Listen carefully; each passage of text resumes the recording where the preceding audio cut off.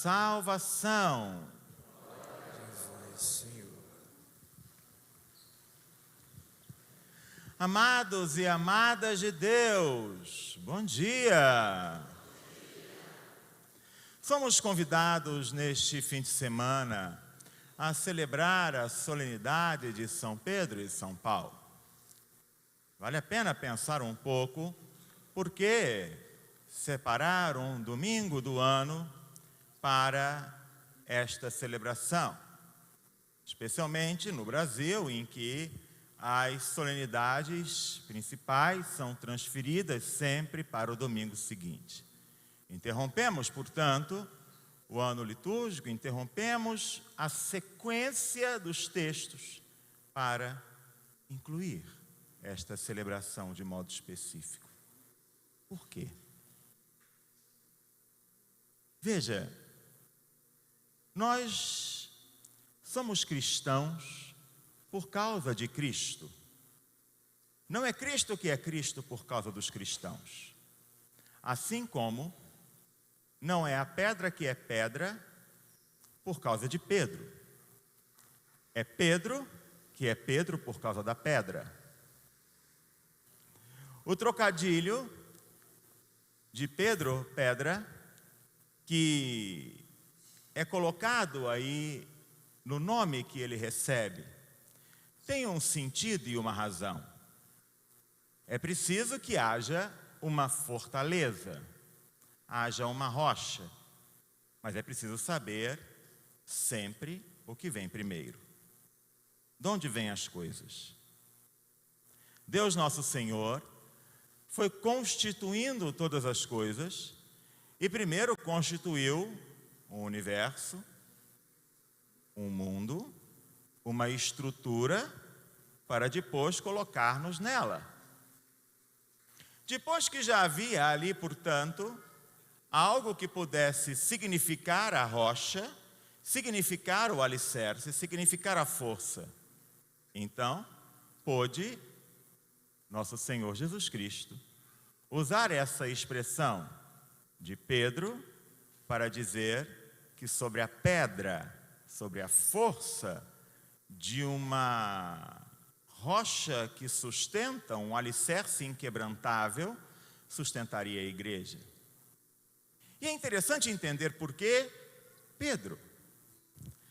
Quando Jesus começa a sua vida pública, Pedro é o primeiro a ser chamado. Ele é o primeiro também em idade. Ou seja, ele não é só o mais experiente, para não dizer velho. Ele não é só o mais experiente na idade, como também é o mais experiente, é o que mais tempo conviveu com nosso Senhor. É o que por mais tempo bebeu da fonte. É também aquele que, se nós tomamos os textos, talvez o mais contraditório. Também porque o que mais fala. No diálogo, ou nos diálogos de Pedro com nosso Senhor, nós sempre encontramos um pouco das nossas inquietações, um pouco das nossas ansiedades, dos nossos atropelos. É interessante também pensar que, para a solenidade de São Pedro e São Paulo, há dois textos, dois evangelhos, um da vigília e outro do dia. O da vigília seria o texto da pergunta de nosso Senhor: Pedro, tu me amas? Pedro, tu me amas? E por 3 vezes pergunta. E é interessante perceber também que na mentalidade humana, sobretudo que nós vivemos hoje e que não vem melhorando, vem piorando, há uma ideia de que a religião, há uma ideia de que o cristianismo pegou a ideia embrionária de amor, conceituada por Eros, no grego, no sentido que o Eros foi transformado em algo que também não era na sua origem, porque o Eros, quando ganhou essa conotação de erotismo que tem hoje, não tem nada a ver com a concepção original do Eros, que era a força vital, mas criou-se essa mentalidade tacanha de que a religião, o cristianismo, engessou, demonizou o Eros, porque tornou o Eros pecado, quando na verdade nosso Senhor não fez nada disso.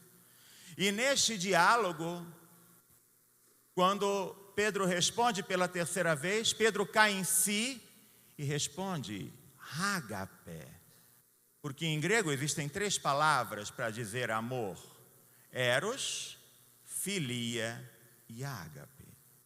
E ágape é o amor de entrega, o amor doação, que Jesus vai experienciar e nos mostrar na cruz. Portanto, o cristianismo não demonizou o eros, o amor força de vida, o amor desejo. O cristianismo canalizou o eros para o ágape, pegou o eros e mostrou, olha, não se trata apenas de desejo, mas se trata de entrega, se trata de doação. É muito mais do que isso. E quando a gente entende o que está dito ali, a gente começa a entender os diálogos e começa a entender por que essa rocha. Porque a igreja, da qual Pedro é chamado a ser o primeiro líder, o primeiro chefe, o primeiro papa, o primeiro pai, a igreja é chamada no mundo a exercer essa responsabilidade paternal de doação, de entrega. Ainda que a gente não compreenda porque a gente tem mania de confundir a igreja, esposa de Cristo, com as pessoas que estão nela. E se a gente for tomar as pessoas que estão nela, meus amigos, me perdoem a franqueza, mas não sobra nada. A começar do que vos fala, e desculpem mais ainda a franqueza, também não sobra muito, né? Porque se a gente olhar bem de perto, pegar uma lupa assim, não é que nenhum de nós aqui está imaculado, pronto para entrar no céu hoje ainda.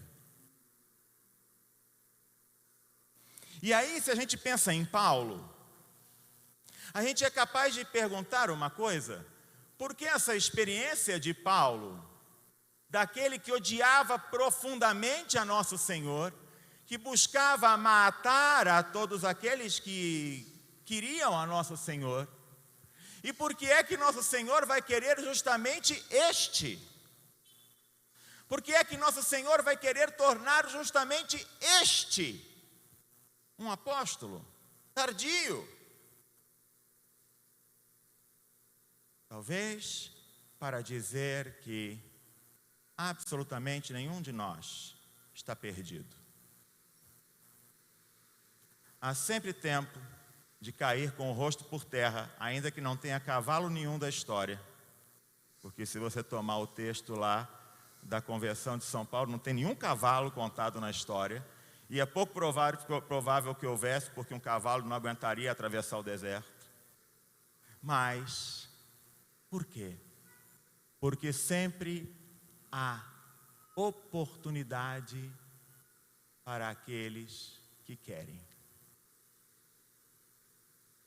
Porque, meus caros, Papa João Paulo II é muito feliz quando dizia isso, não é? Santo não é o que não erra, não é o que não peca, não é o que não errou e não pecou. Santo é aquele que, sabendo que erra, sabendo que peca, que errou, que pecou, não desiste de levantar, não desiste, não se cansa de começar de novo. E quando nosso Senhor chama Saulo e depois se torna Paulo, nos mostra exatamente isso. Sempre é tempo, independente da sua vida pregressa. Basta querer. E Paulo nem queria. Mas o Senhor vai lá. O Senhor insiste, porque o Senhor nos quer a todos. Ele quer a nossa resposta, porque nos quer a todos, a ponto de Paulo poder responder: quanto a mim, já estou para ser derramado em sacrifício. Aproxima-se o momento da minha partida. Esse sacrifício é martírio que Paulo vai viver, o martírio que ele submeteu a tantos cristãos, que ele vai viver, que Pedro vai viver e que todos nós vivemos. Só que os martírios de hoje são diferentes. Hoje, pelo menos aqui no Brasil, por enquanto, hoje aqui no Brasil, nós ainda não estamos sendo martirizados, sendo apedrejados, sendo assassinados, mas os martírios são outros. Os martírios são outros. São os martírios das acusações, são martírios das ridicularizações, são martírios muitas vezes de ser uma face no domingo quando vai à missa e outra face ao longo dos dias, no trabalho, na escola, porque ali é ridicularizado, ali é exposto. Os martírios são outros. O martírio das redes sociais, o martírio da fome, o martírio da pobreza, o martírio dos sistemas falidos que encontramos e que enfrentamos. Os martírios são outros. E são martírios. E nós não podemos achar que estamos ilesos, mas também não podemos achar que devemos fingir que não existem. E também não podemos nos conformar com eles. É preciso ir com coragem, para que um dia, quando o Senhor nos chamar, e creiam-me, vai chamar, essa é uma certeza que eu garanto que vai chegar, nós possamos dizer como Paulo: portanto, combati o bom combate. Doeu, machucou, feriu, foi difícil, mas combati. Completei a corrida, guardei a fé. Mas guardar a fé, filhos, é uma tarefa árdua. Por quê? E isso faz parte dos martírios de hoje. Perder a fé, retomar a fé. Perder a fé, retomar a fé. Porque nós quase que somos conduzidos a um processo em que tem que ser do jeito que a gente quer. Estamos sendo colocados diante disso. Tem que ser do jeito que eu quero. Se Deus não faz do jeito que eu quero, Deus não existe, Deus não me ama. Vejam a patética situação, enquanto nós olhamos para defender a vida de um feto, de um bebê de 22 semanas, quem defende a morte quer pegar quem foi estuprada para colocar ali, como se alguém concordasse com o estupro. Percebem onde está o martírio? Onde o demônio age? O estuprador tem que ser punido e ninguém defende o contrário. Ninguém é louco de defender o contrário. Mas daí a justificar uma atrocidade com outra atrocidade. E me desculpe a franqueza, católico que concorda com isso, está fazendo o que aqui? Católico que concorda com o aborto e entra na fila da comunhão, desculpe dizer, está comungando a condenação. Porque não tem meia conversa. Até onde eu sei, o 5º mandamento continua sendo não matar, e não foi revogado. Eu, pelo menos, não recebi ainda nem uma nova edição do livro do Levítico, nem do Deuteronômio, com novos mandamentos para o milênio atual, edição revisada e atualizada, em tempos de mimimi para o aborto. Portanto, é pecado. E quem entra na fila da comunhão, fingindo que está tudo bem, não está não. Está comungando a condenação, porque está corroborando com a morte de quem tem o direito, independente do modo como é concebido. Desculpem falar dessa maneira, mas não tem outra coisa para dizer.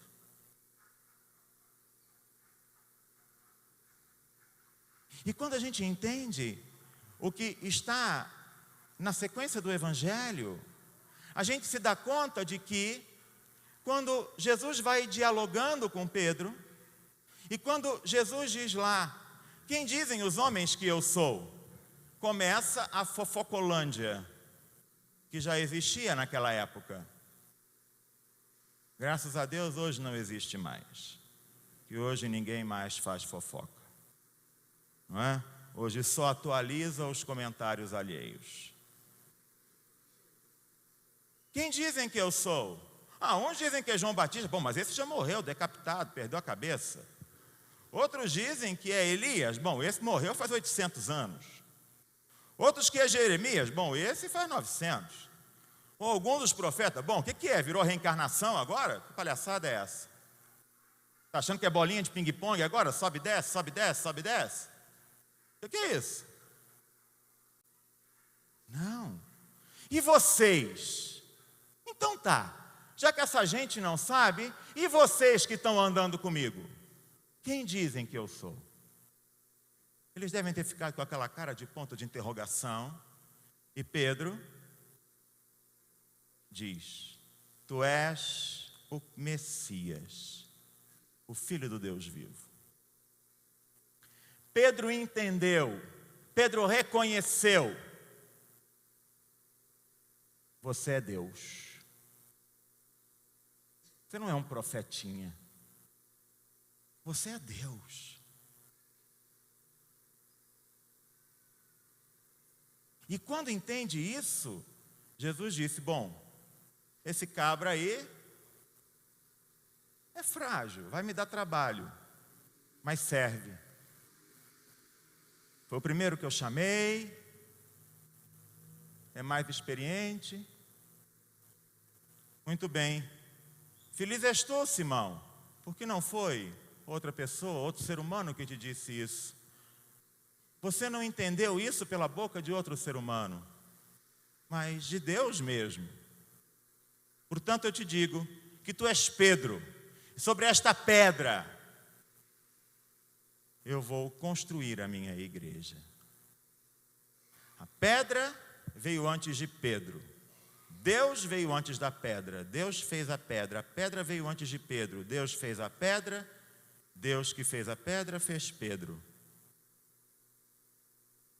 Esse Pedro que Deus quer que seja como aquela pedra, rocha, firme, onde se pode alicerçar a construção maior do mundo e ali construir a única igreja.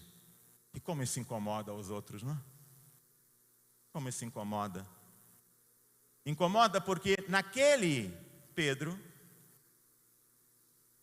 está a unidade da igreja. E como isso incomoda aos outros? Meu Deus do céu. Porque aquele que não dá conta de viver a verdade, que vai se separando porque é um jogo de poder. Eu quero poder, poder vai se multiplicando, multiplicando, multiplicando, cada um na sua portinha de garagem. Porque não dá conta de viver a unidade. É preciso buscar a unidade. O Papa é Pedro.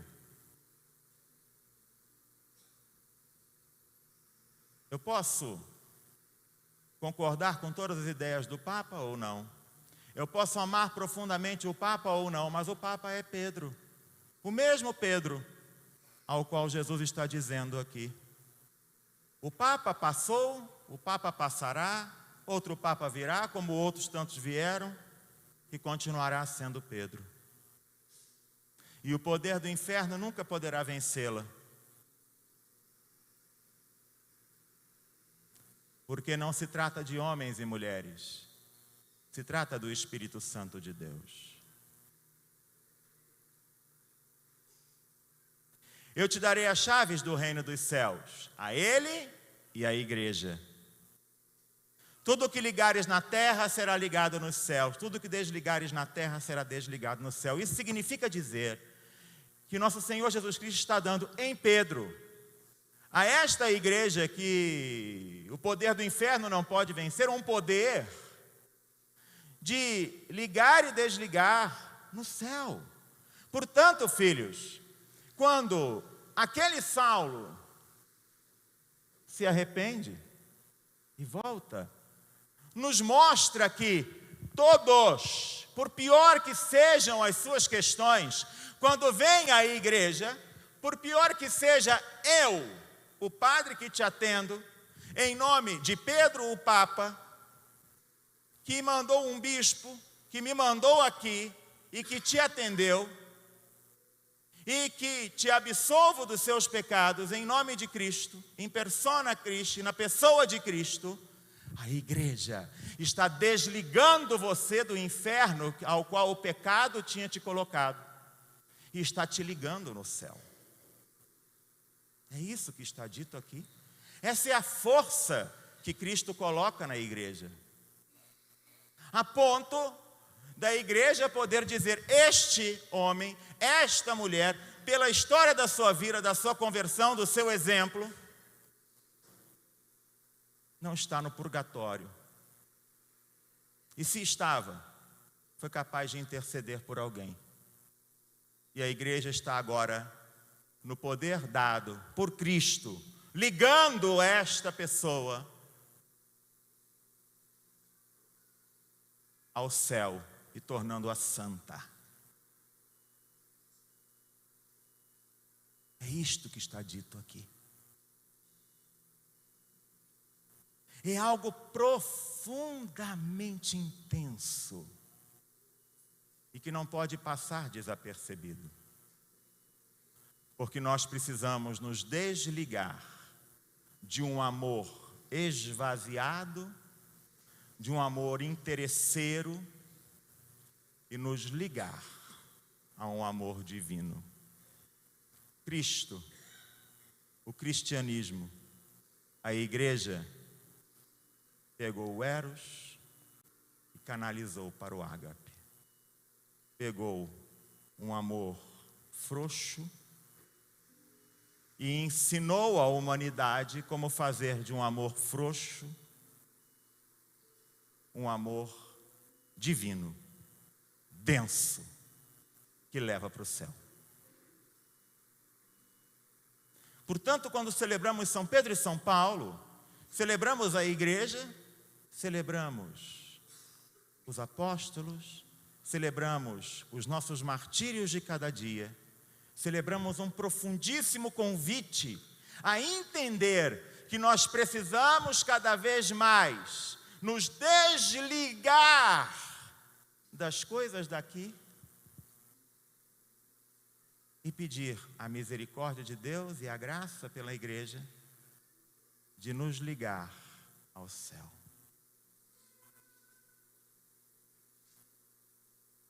Precisamos rezar sempre pela igreja.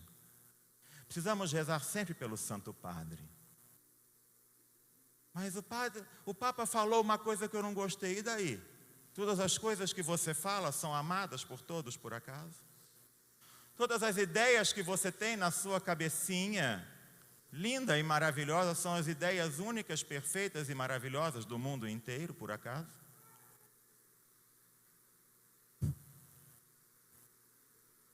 E, no entanto, a igreja reza por cada um de nós, mesmo que a gente tenha ideias mirabolantes e ruins de vez em quando. Então, filhos, quem quer ser católico, quem quer pertencer à única igreja de Cristo, quem quer pertencer à unidade de Cristo, quem quer ser ligado ao céu, tem Papa, tem bispos, sacerdotes, diáconos, Eucaristia, confissão, unção dos enfermos e assim por diante. Reza o terço, vem à missa todos os domingos, não fica usando desculpinhas e assim por diante. Quem não está afim disso, para vocês não ficarem com saudade dos meus coices, a porta da rua é a serventia da casa.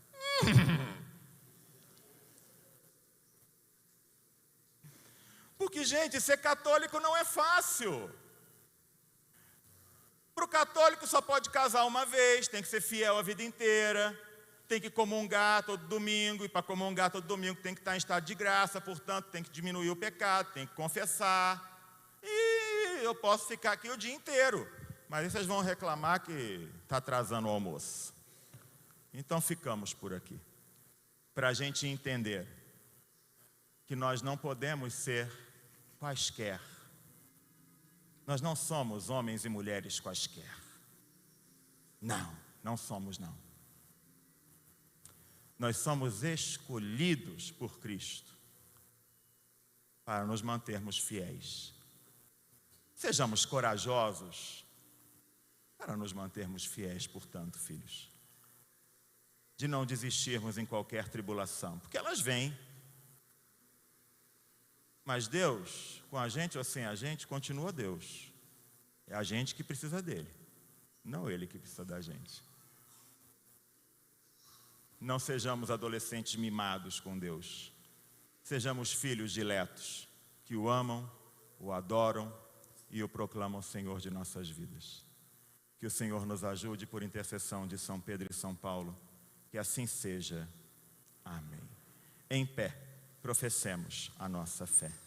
Creio em um só Deus, Criador do céu